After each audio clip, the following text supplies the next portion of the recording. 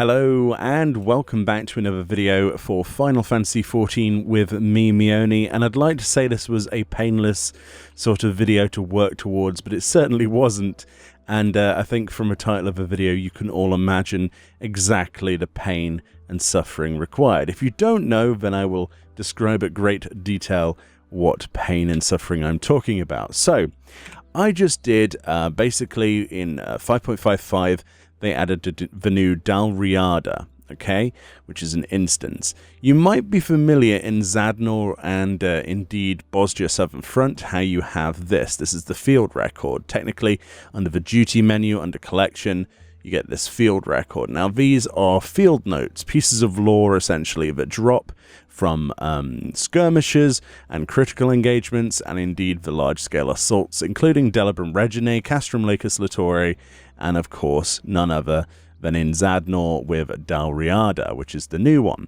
Now, these have varying drop rates. As you can see, there's like a star next to them. I can confirm to you that this star is absolute crap, although it seems like this would be Rarity 1, like Marsak. Oh, he must be easy to get.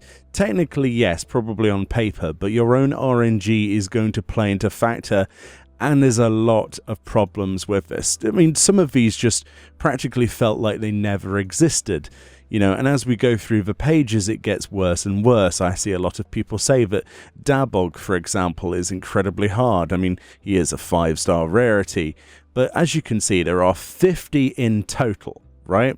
Including from those large-scale assaults.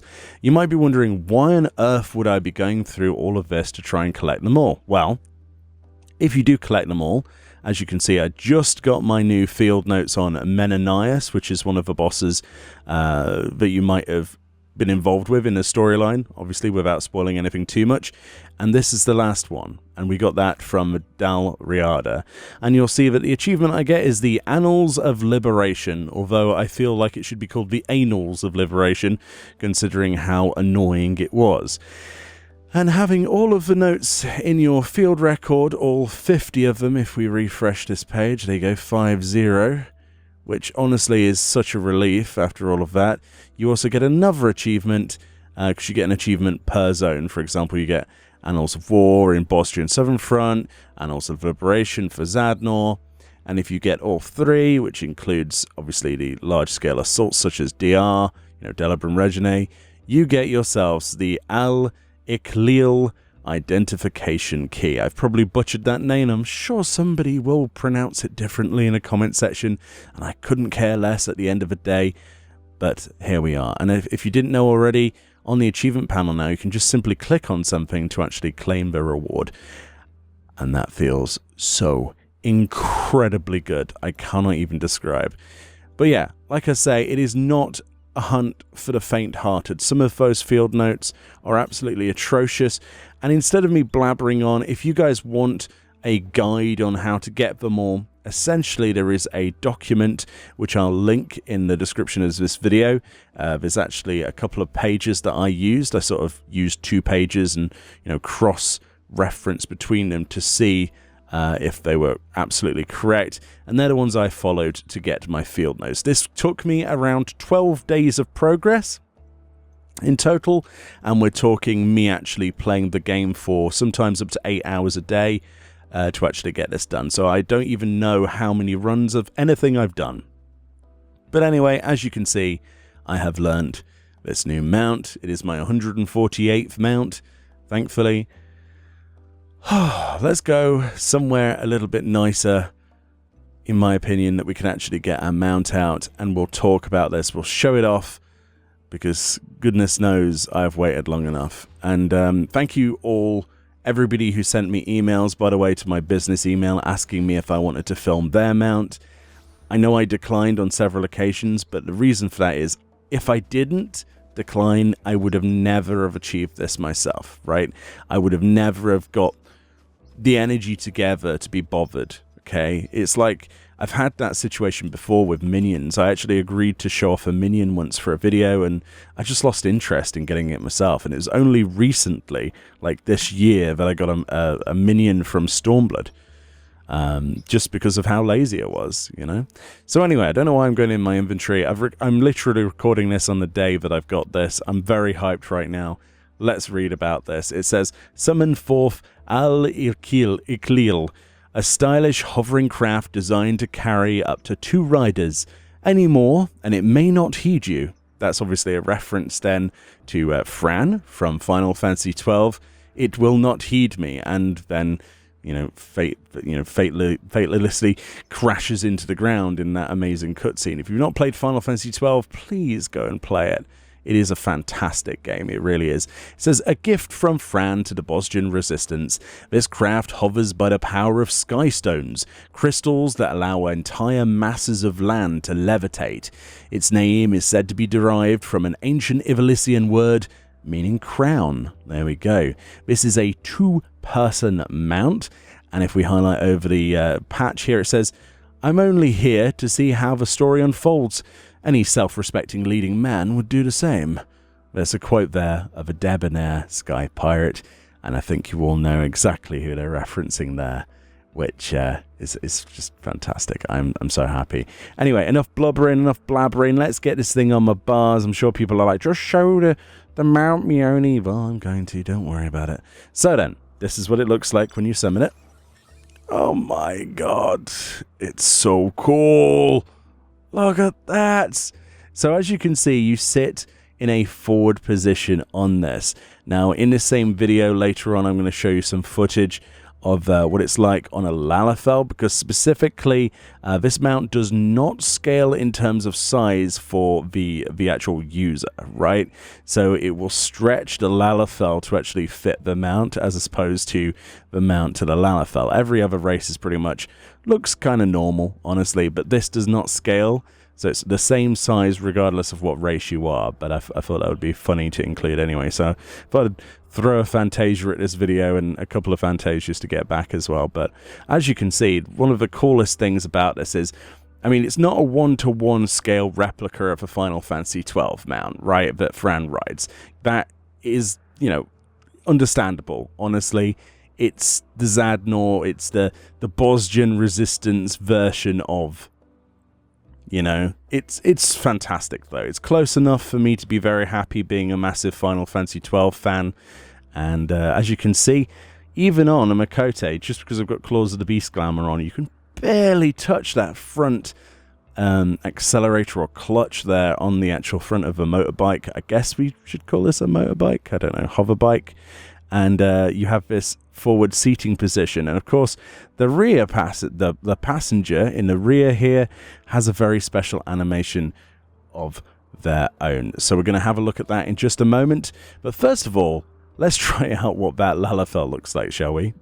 Alright, so what better Lalafell for the task but of course my Fantasia'd Meoni into none other than Pagaga. This is the Lalafell that you might recall if you've been hunting for some of the field notes from one of the skirmishes in Zadnor in 5.55, and one of my favourite Lalafells in existence, I think. There will be a video later today with the actual character design. If you want to create your own Pagaga, I thought that would be nice to create. But anyway, this is what a Lalafell looks like on this mount then.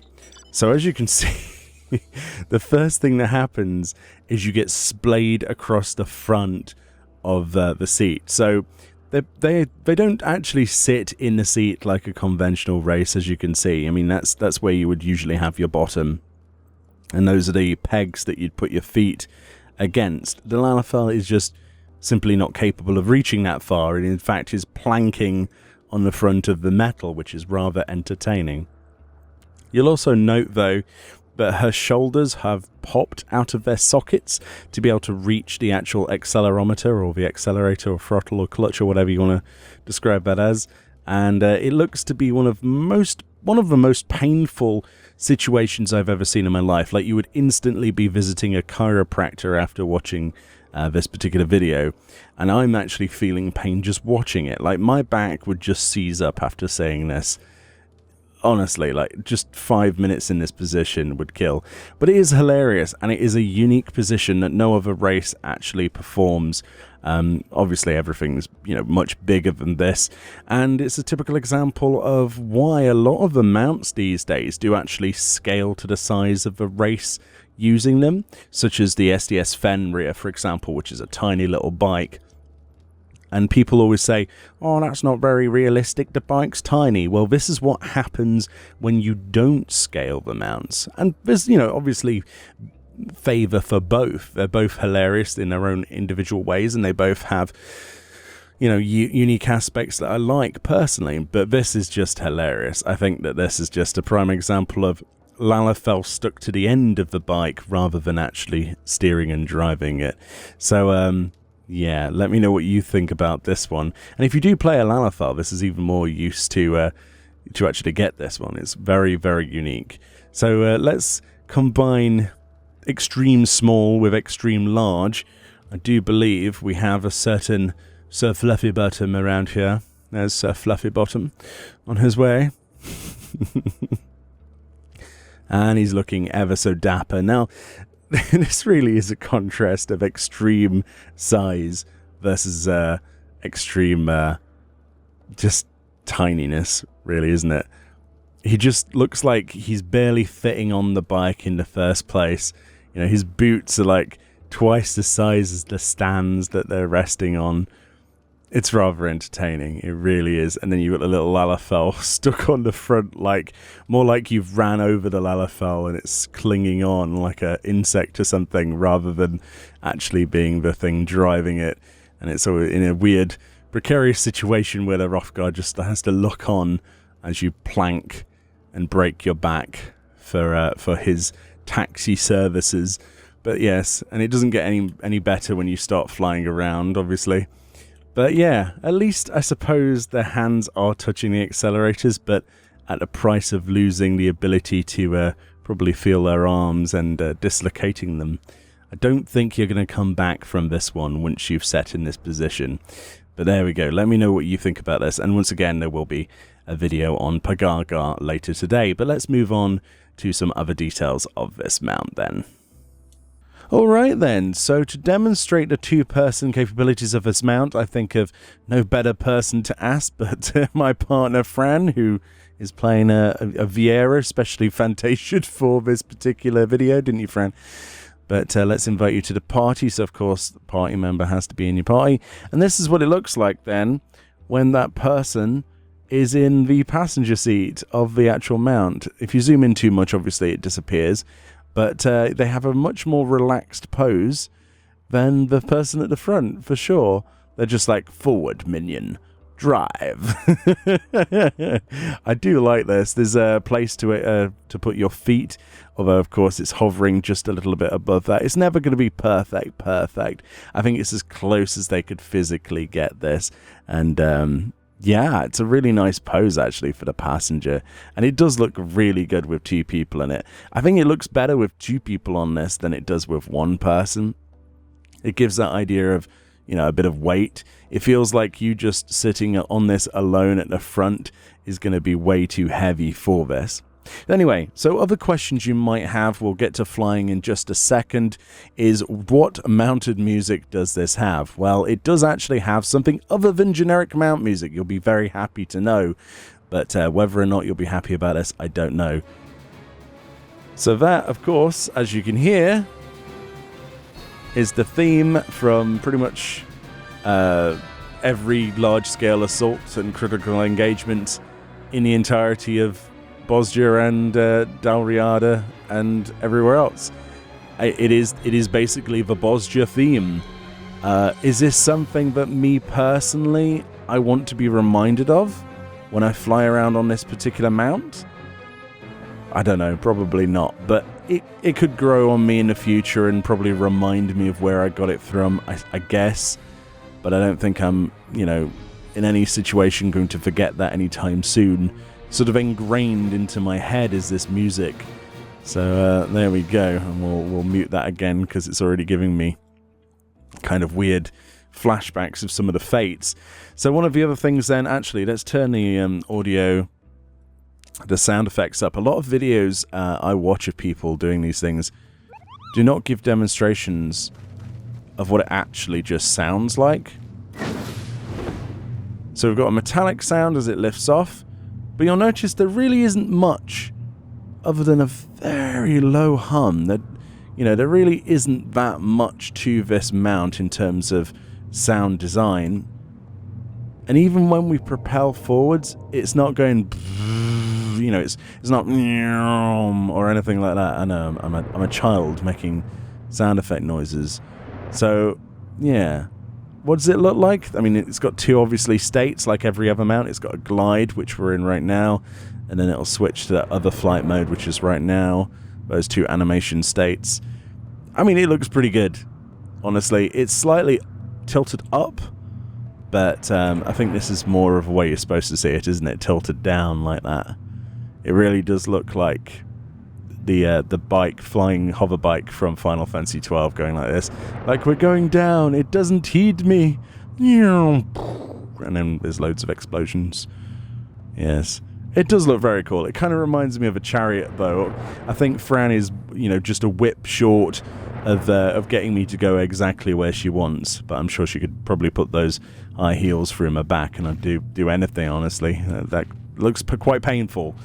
Indeed. I have noticed, actually, that her hair is clipping through the back of the passenger seat there, but that's something minor. But, of course, this is all-terrain, which means, obviously, you can go on the ground if, you know, if you're inside... I'm trying to think of places you can only use a ground mount now. I guess in Explorer mode in dungeons, you can't fly around those, so that's where you would see its ground mode, which looks, well, like this. And then, of course, we've got underwater, which is going to use exactly the same flight animation. I mean, unless it does anything special. No, it's exactly the same. And there's its walk animation, so we've toggled to walk speed now. Actually, in the ambience track, you can hear a little bit more extra sound when you're underneath the waves. It's like... Don't know if you can hear that on the recording, but you can hear the spinning motor on the front there.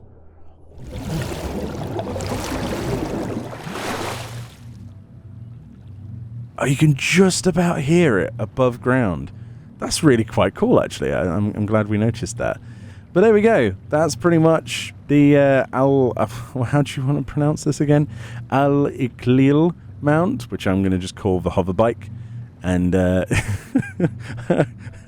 thank you so much for putting up with, you know, the wait for this type of video. It's been a while. It was part of my own personal achievement. Thank you for sticking by. I know that I promised to have this video out a long time ago, but RNG is severely punishing. If you want to put yourself through this, it took me about 12 days total, but in a realistic manner, you've got 6 months until the expansion.